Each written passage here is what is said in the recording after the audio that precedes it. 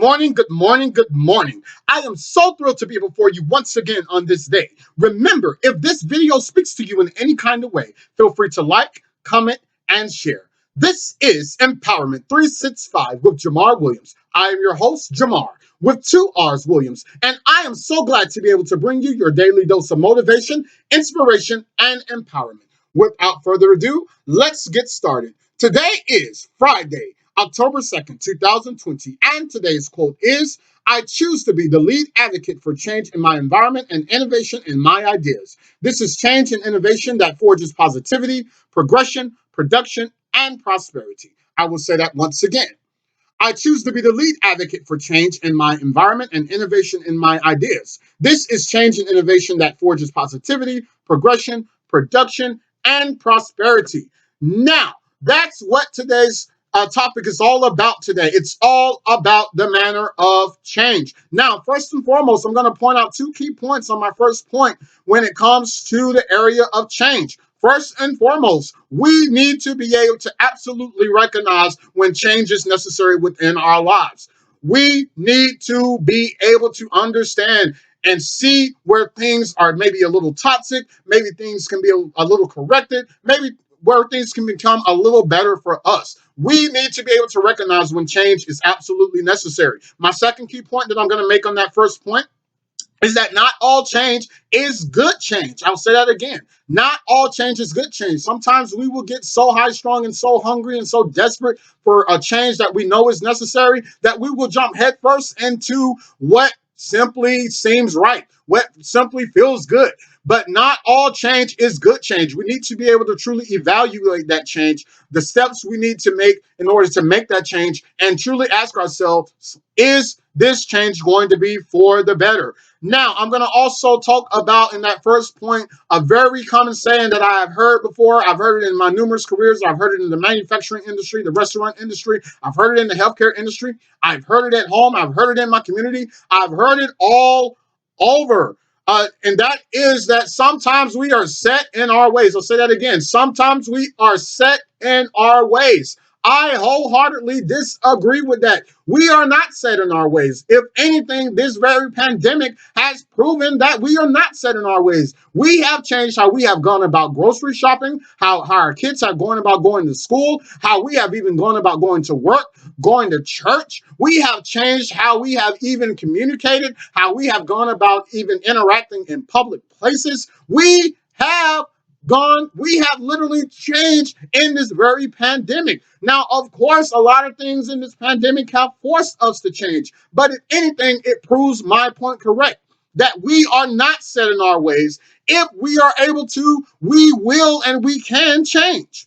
We are not set in our ways. We are simply set in the motion and comfortable with the idea of how we go about doing things. And we can change. We are not set in our ways. We can change.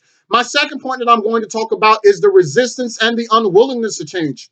The resistance and the unwillingness to change. Now, I'm going to point out two key areas that cause us to be either resistant and or unwilling to change. We either are A, we are stubborn, we are B, lazy. We are either one, stubborn, or two, we are just simply lazy. Sometimes we are stubborn, especially in the workplace. I myself have been there. Sometimes we are stubborn because we are used to being in a certain role. We are used to being in a certain position. We're used to having a certain level of influence, a certain level of persuasion, a certain level of domineering and habitual forces in our own environments, our work environments, our home environments, our communities, wherever the case may be.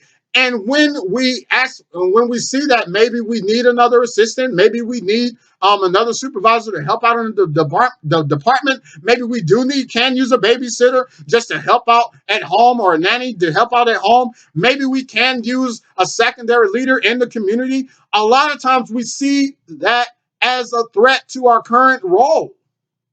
And we are simply stubborn because even though we know we need change, or we can probably use a little change, we are stubborn and we are resistant to that change because we don't want our current position where we are comfortable to be threatened. And then I'll talk about us being lazy. Sometimes we can just simply see the change. We can see the issue. We can see the problem. We can go head over high heels just to know that there is an issue, and we will avoid it at all costs. Why? Because we simply just don't want to go about making the steps in order to make that change. I once again have been guilty of that. Have seen something that's wrong in my life, and I have seen it. I've dealt with it day in, day out, day in, day out. It seemed like an endless cycle. I knew I needed to change. I knew I needed to make some type of motion to make myself better, to make my life greater, to change my lifestyle. What did I do? I stayed right there, because not because I didn't recognize that there needed to be change, but because I was just being way too lazy to even put forth that effort to change. That was my second point. All right, my third point is change is nothing but adoption. It is our chance to shift our focus. All right.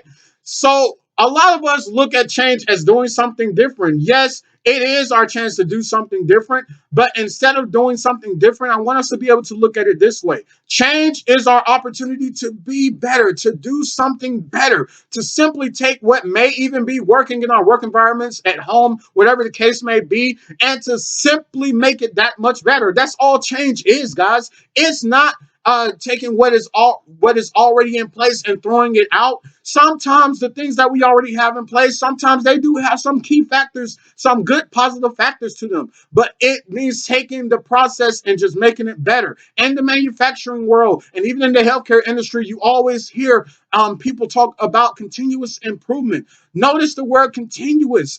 All they are saying in the manufacturing world, all they are saying is that in our processes, it's not going to be perfect. We're going to take what is working in that process and we're going to make it that much better. And the things that aren't working in that process, we're going to take an opportunity to take a step back, to truly put forth the effort to make a change. That's what makes companies better. That's what makes us better as people. All right, I'm going to end this by talking about a company that simply had that resistance, that had that unwillingness to change. Kodak. Some of you who are old enough to remember, some of you may remember the big brand Kodak. Now, Kodak was the lead, and they were the lead company in the photography industry. They led the photography age. They led the innovation. They led the technology. As a matter of fact, in 1975, they were the very first company to actually invent the very first digital camera. The digital camera was invented in 1975 by someone who worked for Kodak. Now, here's the thing.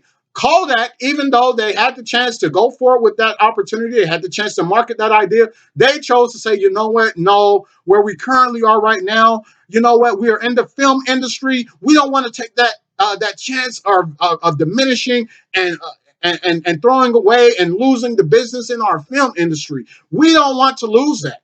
Well, while they sat on the back burner and held their idea on the back burner, companies like Sony and Canon, they jumped at the idea and they released their digital camera while they were capitalizing on that. Kodak, for years upon years upon years upon years, continued to remain in the film industry. According to Forbes, they weren't in the film industry, they were in the storytelling industry. The cameras, the technology that they use, it helps to tell a story. The pictures that they take, it helps to tell a story. A picture is worth 1,000 words. But they refuse to adopt to the changing industry demands. They refuse to adopt and change and shift their focus to what their consumers and what the industry simply desired and wanted to see happen in that world. Well, while the industry continuously changed, Kodak remained in the film industry. Well, long story short, decades later, all right, between the years, I think it was 2003 to about 2012, what ended up happening was because they refused to shift their focus,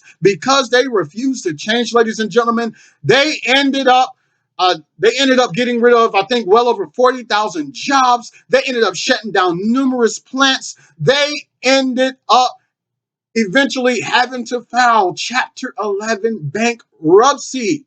Chapter 11 bankruptcy. Let this be a lesson to us all. We don't want to be Kodak and see that there's an opportunity for change and see that maybe there is a changing demand in our environments around us. Maybe there needs to be a shift in our focus, and we simply refuse to acknowledge it, and we avoid it, and it causes us to diminish. It causes us to be ultimately destroyed. That's what a resistance and a resistance and an unwillingness to change can truly do. It can cause us to truly be destroyed in the very end. So my charge to you today is going back to the very end of that quote. Ask yourself the question, is what I am currently doing, is it positive? Is it progressive? Is it productive? And is it prosperous? I'll ask that again. Is it positive? Is it progressive? Is it productive? And is it prosperous? If it is, hey, keep doing what you're doing. I applaud you. If it is not, and you see an opportunity, be able to sit down for about 5 seconds. Begin that process of thinking, okay, what can I do to change here? What can I do to make myself that much better? And go forward with the change. This has been Empowerment 365 with Jamarr Williams. I'm your host, Jamarr, with 2 R's, signing off.